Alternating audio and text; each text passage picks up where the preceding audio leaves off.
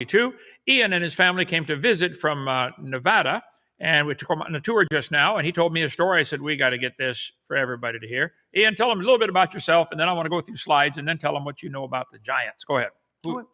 Yeah, my name's Ian Barnett. I was born and raised in Reno, Nevada. I attended the University of Nevada, Reno, graduated with honors there, and I have my degrees in anthropology, archaeology. Okay. All right. Go ahead. And the giants, it's a story I've heard about ever since I was a little kid, being from the area. My father would always talk about the giants that they found in Lovelock. He even said that he saw one of the giants on display when he went to Virginia City, because they used to let them be on display before they took them out. How big were these giant people? The giant people, right? The giant people, these ones, they were probably about 8-9 feet. Okay. Some were, we were probably between 7-9 feet, that range.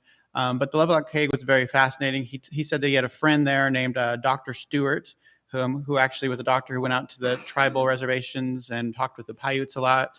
And he reportedly went into the cave that they found the giants in when they first found them. And his claim was not only did they find giants with red hair and large stature, he also claimed that they had like bronze swords, that they appeared to have some sort of like armor on them. And then after they were found, that was all taken, and we don't know what happened with that. But I will tell you that even in our museums in Carson City, they still do have some like the sandals on display, and like a sandal would be like size 22 of the sandals. Robert Wadlow in Alton, Illinois, had a size 22, and he was almost 9 feet tall. So standard foot to height ratio, it's probably about a 9-footer. Oh wow! Yeah. Okay. Yeah, and so the Paiute, they have. If you ask almost any Paiute that we know in our area, they will actually tell you the stories about them. They still tell their children the stories of the Sitka and how they were cannibals, and how if the children don't behave, they could be eaten by the Sitka Indians. Uh-huh. They said that they used to live all around ancient Lake Lahontan, and that they used to basically survive off of the lake that was there. All right. Well, the Bible says before the flood came, there was water above the firmament. I covered this on video number 2 of my seminar series. We also have a section in here about giants. Let me show you what I have, brother, and see if you have anything to add to this. I don't want to care about all the watch video 2 for about, why did they live to be 900 years old? Okay, about water stopping X-rays, etc. But I don't need to cover that now. Let's see. The sun produces a lot of stuff besides light. It produces gamma rays, beta rays, all them ray boys, and they destroy your skin. After X number of years, your skin wrinkles up.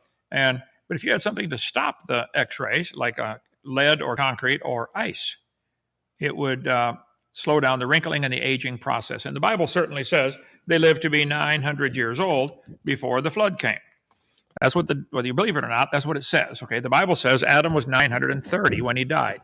And so we got these charts in our bookstore you can get for, I don't know how much they are, a couple bucks. So check out drdino.com. Anyway, let me go through what I have on giants, see if you have anything to add to it. Let's see right here, giants. Okay. There we go. Robert Wadlow, 8'11", St. Louis. I was preaching up in St. Louis and met an older lady who went to school with him. When I got done telling the story, she said, I went to school with Robert. He was really, really tall. Here it's size 37 shoe. Okay. Next to my number 11. All right. Goliath, 6 cubits and a span, be about the same size. Okay, nearly 9 feet tall. 9. Robert Wadlow's statue in Alton, Illinois, still there. He weighed 490 pounds and did not look fat. Here we go. Drawing of it from a coal mine in Italy where they found an 11-foot 6-inch skeleton. Male, female skeletons. Let's see how to tell the difference. We'll cover all that some other time. Video number 2. I'm sorry, I meant to skip all these. This was the tallest living man several years ago. The guy in Russia, 8'4" and still growing. Pretty good sized guy. There he is with the cell phone. A little tough to dial a cell phone. Roman Emperor Maximus was 8'6". So there have always been giant people through life. Skeleton 9 foot 8 inch tall, found Iana. We cover all this video too. In Virginia City, Nevada, they saw 2 skeletons 9 feet tall in a museum. 10 years later, he stopped to see them, but the owner said someone from the government had taken them and would not return them. Now, why would the government not want to have people have a 9 or 10 or 12 foot skeleton on display? Hovind theory. It goes against their religion. They would like a one world government, and they have to have people believing in evolution, that man's Used to be smaller. We're getting bigger, better, stronger, smarter. Joe Taylor has a lot of stuff on this topic, a lot of information. Giants in the Earth. Joe Taylor, Mount Blanco Museum. Let's see, where's the one on your block? Here we go. Lovelock Review, Miners, 1931. A skeleton nearly 10 feet tall was found in Humboldt Lake, Nevada. Bed, that's where you lived, out near there, right? Yep. And your degree from an accredited university is in anthropology. And it's a bachelor's, master's. What do you have? I have a bachelor's. That was an honors degree, and I also have my master's degree.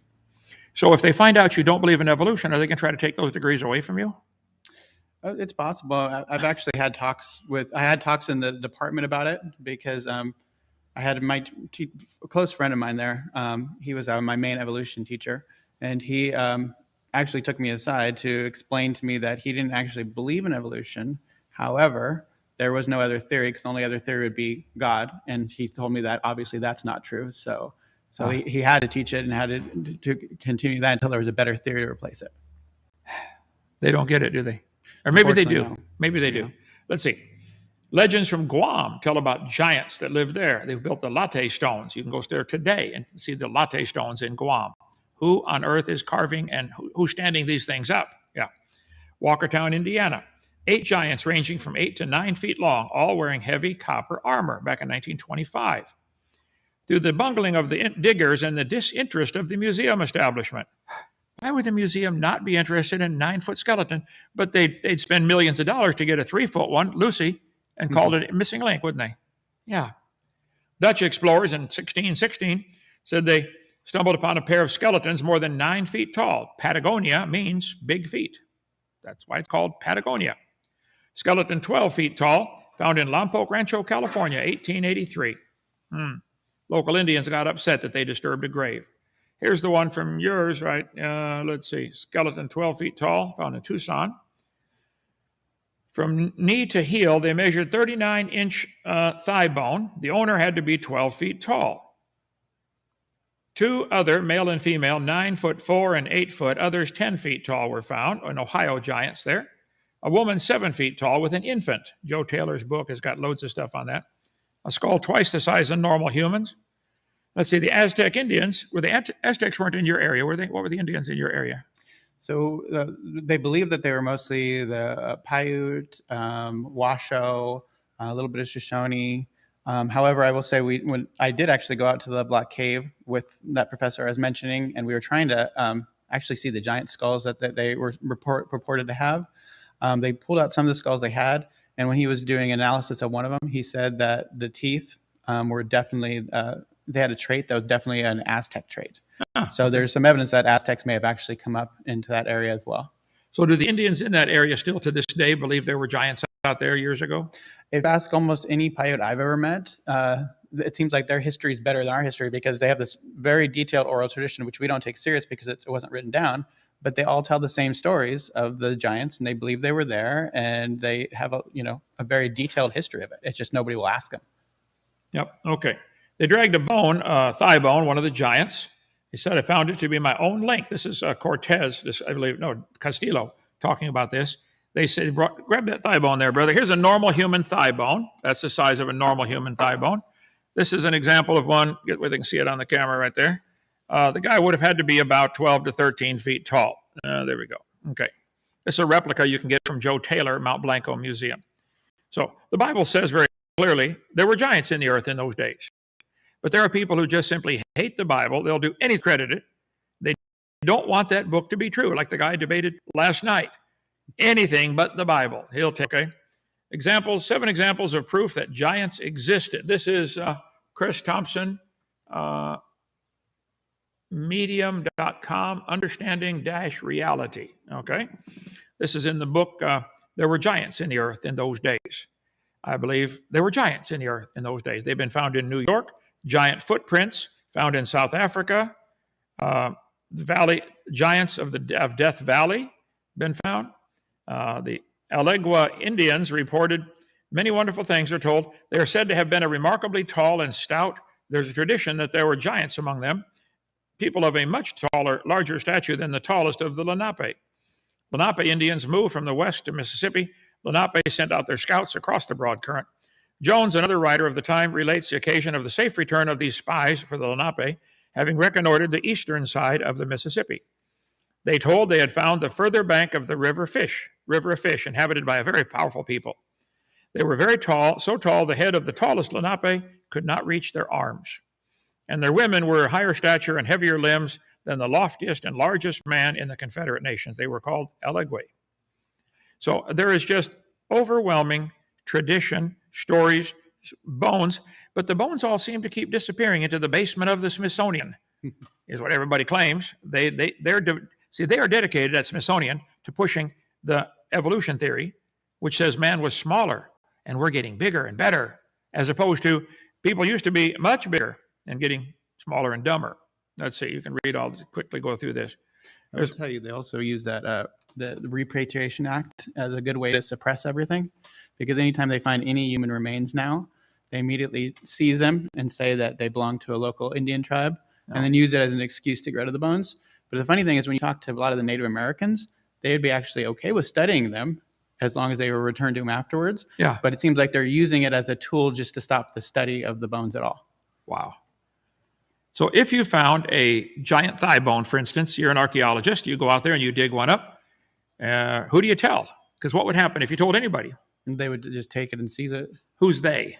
The government officials. It would probably, I mean, what happened with most of Lovelock Cave, if you look at the record, most of it was taken to Berkeley, and then from Berkeley, it was reported to be taken to the Smithsonian. But the record of it's kind of hazy what happened to it. I mean, because that whole story is very fascinating, because the way the natives told that story, they reported that there was these cannibalistic giants, big, tall, red hair, and they said that they pretty much killed them all. And the way they killed them is they drove the last remaining giants into the Lovelock Cave. They claimed that they were shooting arrows at the entrance, and then they claimed that they set the cave on fire and burned the giants in the cave.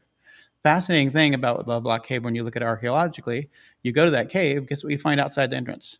You find the remains of shattered arrowheads. Mm-hmm. You find the remains of, when they were shooting the arrows. Then if you go into the cave and you actually look how when they dug up, they did find about a dozen giant skeletons that were under a layer of ash.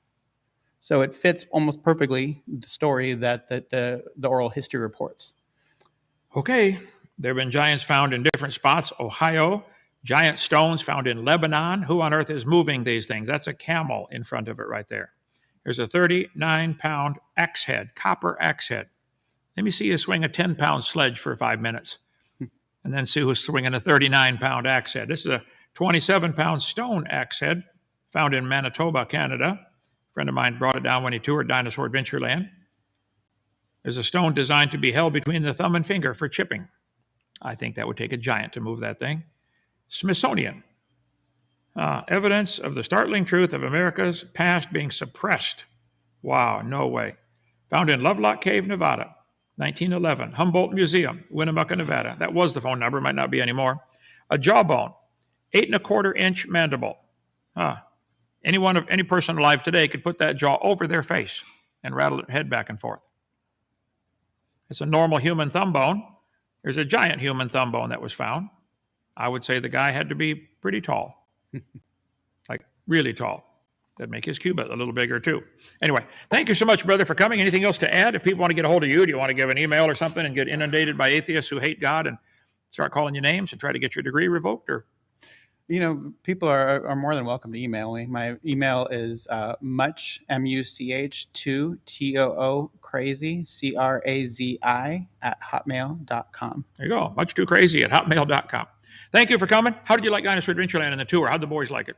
Oh, they had a great time. It's wonderful. They took the real tour. They took the real tour, and there's definitely a lot to learn. Leo, 9 years old. Did you like the real tour? Okay. You recommend people come and take it? Yeah. I got to go to Pensacola. If you come up, wait a couple hours, I'll give you the real tour when you come. Thank you for joining us, brother. You've been a blessing. All right, and finish the Science Center tour and stay overnight if you want. All right. Thank you.